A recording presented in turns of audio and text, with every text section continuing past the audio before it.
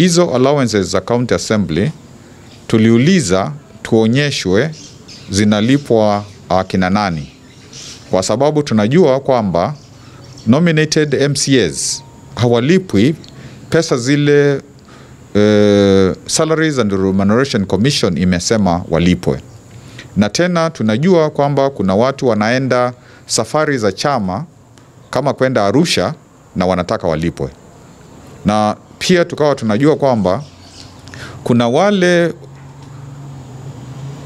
wanaenda mahali kwingi hata bila kazi ndio walipwe allowances. Mpaka mtu mmoja anaweza kuwa na allowances za nusu milioni kwa mwezi. Kwa hivyo tuliposema kwamba tunataka tuone kinaganaga watu wanalipwa allowances za kwenda kufanya nini, kwenda wapi, ndio tusije tukauliza maswali na mkubwa wa audit Nancy. Kwa hivyo tukauliza hivyo. Kwa hivyo tukiuliza hivyo ndivyo kunakuwa na mfurugano na nini na nini na nini.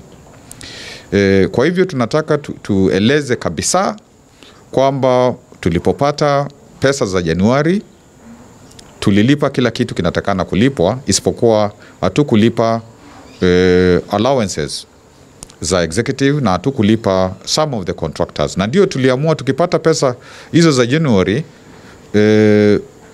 lazima tuangalie contractors wale ni wengi wawe wamepata malipo, kwa sababu sasa hawa ndio wanahudumia wananchi. Tena leo nimechukua jukumu ya kwenda kwa benki ile inahusika mahali county assembly wanalipiwa mishahara. Na nilipoenda hapo kujua ni shida gani, kwa sababu tulikuwa tayari tumepeana pesa za February kwa county assembly na ilikuwa ni wakope pesa za March walipe mishahara ya March. Na tukaona kwamba kwa sababu waliingia katika MOU na hiyo bank, ikasemekana kwamba wakilipa bank watakuwa wanaweza kupata pesa za the next month, na wanapewa 30 days within which to kulipa kile wamekopa. Lakini tukaona kwamba mkataba ulikuwa umesema kwamba watalipa mishahara tarehe 20, kutoka tarehe 20. Na kwa hivyo wakilipa mshahara mapema hivyo, zile tarehe 30 zinaisha, na zikiisha hawawezi kupewa pesa tena, inakuwa ni mambo ya penalty. Mpaka wa sasa kuna penalty ya shilingi 780,000 kwa sababu ya kulipa mshahara mapema, na kwa sababu pesa zinachelewa kutoka kwa national government, sasa zimechelewa miezi mitatu, inakuwa kwamba hata tukisaidia pesa hawawezi kupata in good time. Na tukakubaliana na bank. Jina langu naitwa Francis Mtungi, mimi ni mwakilishi wa eneo la uwakilishi katika mbunge la jimbo la Makueni la Kadhonzweni. Utata uliopo hapa baina ya serikali ya Makueni na mbunge la Makueni kuwa ni siasa nyingi zimesheheni baada ya uchaguzi wa muda uliofanywa kule Kitise. Baada ya uchaguzi, gavana alikuwa na dhamira yake ilikuwa ni apate mwakilishi wa eneo hilo akiwa katika chama alichokitaka yeye mwenyewe, chama cha muungano ambacho alikitumia miaka 5 iliyopita, na sasa amehamia chama cha Wiper. Mshangao mkubwa ni kwamba gavana mwenyewe ni wa chama cha Wiper na amehamia kingine. Sasa alikuwa anataka kutushawishi sisi mbunge tuunge mkono chama cha muungano, na tukakataa, na pia na watu wa Kitise wakakataa ombi lake na wakamchagua mtu ambaye alikuwa ndani ya roho yao wa chama cha Wiper ambaye anaitwa Sebastian Muli. Sasa utata ulianza pale baada ya uchaguzi, na tumefanya kazi na gavana kwa muda wa miaka 3.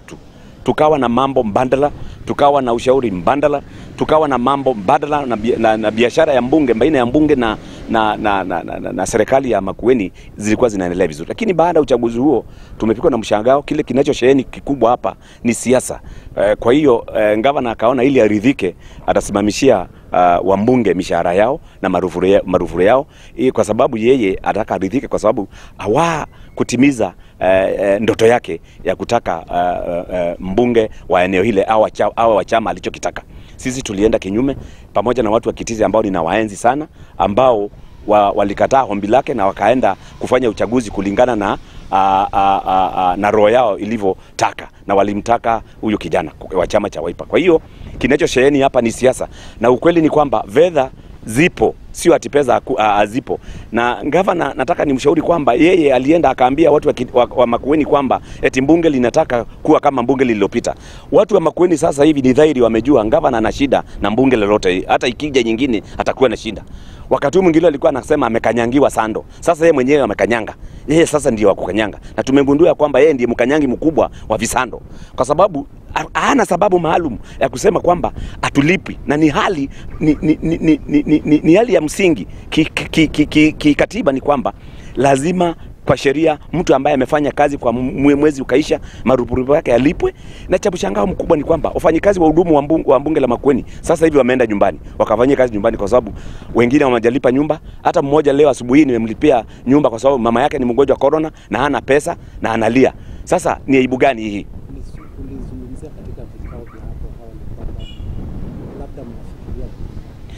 Sasa hivi gavana mwenyewe anasema ati mbunge wanachama wa chama cha Wiper, wambunge wa chama cha Wiper eti wametumwa na chama. Mimi nimetumwa na wananchi wa Kathonzweni ambao walichagua kupitia tikiti ya chama hicho. Na sasa gavana mwenyewe ndiye anangawanya wambunge. Hata sasa tunapozungumza hivi ameita wambunge la Makueni wale wa chama wale ambao wanawataka wako na mkutano. Anjaita mbunge lolote, na alianzia kugawanya hii mbunge kwa kuita watu SCK, wambunge wambunge ili wakakutana SCK. Sasa amengawanya. Na sasa tumeamua yule ambaye aliandika barua ya kusitisha marupurupu yetu na malipo yetu ya mishahara, yule aliyedhubutu kuandika barua ambaye ni waziri wa fedha anaitwa Mary Kimanzi, tutamngatua. Hakuna njia nyingine, ni kumngatua, kwa sababu uwezi kusimamisha kisheria, uwezi ukasimamisha mtu mshahara na marupurupu yake. Hila hali ni haki ya kimsingi ya mtu yeyote ambaye amefanya kazi. Yeye kafanya kazi na hana makosa yoyote, analipa mshahara wake wote. Kwa hiyo tunawangatua na hatuna lingine, tunamngatua huyo. Wanasema hiyo fedha ilitumika kulipa mkopo. Hatujali kama ilitumika, lakini kwa budget ambayo tunaifanya kila mwaka inakuja fedha ya matumizi na fedha ya mishahara inatenganishwa. Kwa hiyo wakati anasema inaenda kulipa wakandarasi, huo ni uongo mtupu wa mchana, kwa sababu fedha ya kulipa makontrakta ipo, fedha ya mishahara ipo. Sasa hii tunashangaa, hii ya mishahara, tangu lini mshahara ukalipa kontrakta? Hiyo haiwezekani, huo ni uongo mtupu.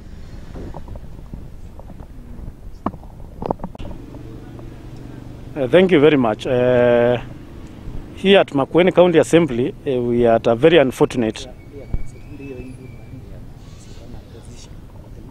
Thank you.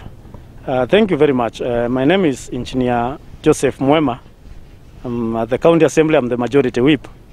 And we are here because we are at a very unfortunate scenario and a very unfortunate event where we have been forced, as at today, to let almost or thereabout or even above 50% of our staff who assist us perform our duties to work from home simply because they have not been paid their salaries together with allowances for 2 months or thereabout, or excessive of that. I think approximately from February, as a county assembly, we have not been able to receive funds in our accounts, and it has been the argument from the executive side of the county government has been the county government has not been receiving money, and we are aware as a county assembly and from the position of leadership and members of the county assembly that the county government has been receiving money from the National Treasury right from August last year, and just to give an example of right from January this year, the county government has been able on January to receive approximately 752 million. On February, we were able to receive 335 million. On March, we were able again to receive approximately 629 million. And on Thursday, approximately 20 counties were able to receive funds, and Makueni was not one of them. We could not receive funds because we have not been able to spend the previous disbursement that were given by the National Treasury. We have tried to engage the executive side.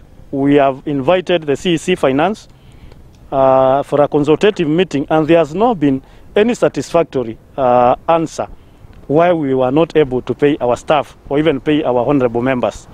There are mechanisms that are provided for in the Constitution when an officer, either, of course in this case the CEC, finance either through gross violation of the Constitution or any other law, or even through abuse of office, or even other grievous misconduct that may be cited. And in this case, we are aware the CEC Finance wrote a letter to the Controller of Budget on 1st of April, requesting the Controller of Budget not to pay the assembly, not to credit any money to the County Assembly. Of course, it goes beyond humanity, and I wish to ask the executive to exercise some bit of humanity and look at that staff who has been reporting to work every day and has not been paid. That person has dues to settle, including house rent, transport, and that is why we were just, it could not go beyond because they are demoralized. Some of them cannot be able to report to work. Some are being evicted from their rental houses. Therefore, we have asked them to work from home so that they can be able to manage the situation as it is. But as a county assembly, we shall not be intimidated. It's good to say that we will not be intimidated. We will perform our duties in matters of oversight, in matters of legislation and representation. We will represent our people.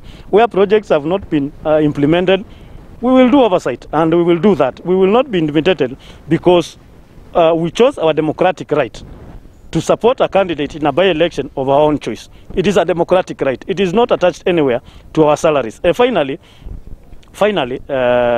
it is against the Constitution. It is against the Constitution. The Employment and Labor Relations Act prohibits anyone, and if I may read in section 1710,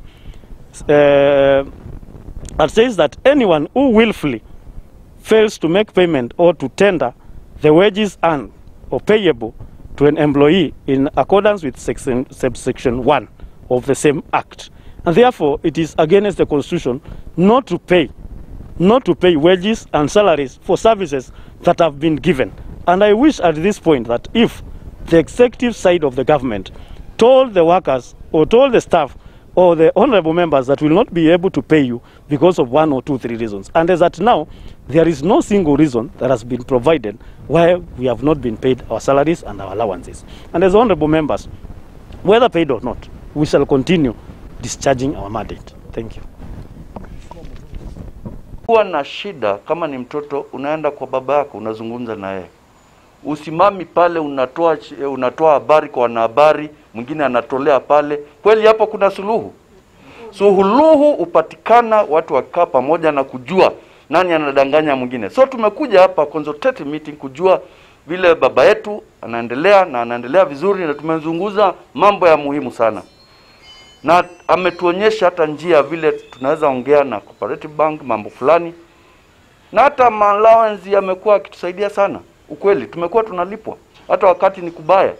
Miaka 3.5 hatuja kuwa na vita. Mlisikia vita mahali? Tumekuwa namba 1 kama county assembly Kenya. Makueni County imekuwa namba 1 kwa utendakazi chini ya governor. Kwa hivyo kutokea kile watu wazungu huita hiccup, hatuwezi kwenda tukitusiana ama nini. Tunarudi kwa baba, tunakaa chini, tunamwambia hapa tunafeel hivi, tusaidie upande huu, na tunaongea kama familia. Familia ikiongea pamoja inaenda mbele. Kwa hivyo tumeongea na tukazungumza. Mchangao mkubwa tunao, na mimi niko naye kama mama, ni kuona wakina mama wafanyikazi wa mbunge la Makueni wanalia. Tunaombana chakula kwa sababu ni wazazi, ni wafanyikazi na ni wasasi pia. Wanahitajika kupea watoto chakula, wanahitajika kufanya mambo ya kinyumbani kama mama. Na asipopewa pesa zake za mshahara wa kila mwezi, inaonyesha sasa hiyo ni kumuumiza na kufunja haki zake. Kwa hivyo naona gavana anajaribu kufunja sheria za katiba ya Kenya kwamba kila mtu akifanya kazi apewe mshahara. Wamama walishe watoto wao. Tunangojea kufungua mashule, wamama hawana mshahara, wanapeleka watoto mashule, watapeleka na nini?